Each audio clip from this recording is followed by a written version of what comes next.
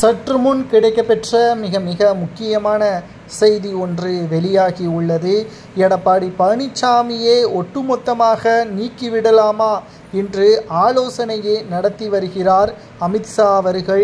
ஏற்கனவே அதிமுகவில் பல்வேறு குளறுபடிகள், பிரச்சனைகள் அதிக அளவில் இருப்பதன் காரணமாகவும் அதிமுகவின் பொதுச் செயலாளரும் எடப்பாடி பழனிசாமி அவர்கள் நேற்று ஒரு அறிவிக்கை ஒன்றை வெளியிட்டிருந்தார். அதில் பாஜகவிற்கு நாங்கள் கூட்டாட்சியில் அதிகாரத்தை கொடுப்பதற்கு நாங்கள் ஒன்றும் ஏமாளி கிடையாது என்று நேரடியாகவே அமித்ஷாவை தாக்கி பேசியிருந்தார்.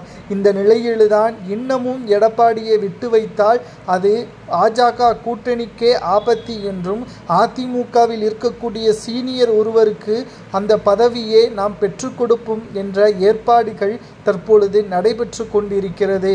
அதாவது பன்னீர்செல்வம் தான் இதில் வருவார் என்று எதிர்பார்க்கப்பட்ட நிலையில் தற்பொழுது எடப்பாடி பழனிசாமியின் இடத்திற்கு செங்கோட்டையன் தான் சரியாக இருப்பார் என்ற தகவலை நம்மால் உறுதியாக கூற முடிகிறது. ஏனென்றால் அமித்ஷாவின் திட்டம் அதுதான். கோபிச்செட்டிப்பாளையத்தில் எடப்பாடி பழனிசாமி அவர்கள் வேட்பாளராக செங்கோட்டையனை நிறுத்த வேண்டாம் என்று 2 நாட்களுக்கு முன்பாக தெரிவித்திருந்தார். நாம் ஏற்கனவே வீடியோவையும் பதிவு செய்து வைத்திருந்தோம். தற்பொழுது எடப்பாடிக்கும் செங்கோட்டையனுக்கும் இருக்கக்கூடிய மோதலை அமித்ஷா அவர்கள் பயன்படுத்தி முழுக்க செங்கோட்டையனுக்கு ஆதரவாகவும் எடப்பாடி பழனிசாமி அவர்களுக்கு எதிராகவும் அதிமுகவில் பல்வேறு மாற்றத்தை கொண்டு வருவதற்கான முயற்சியில் ஈடுபட்டு வருகிறார்.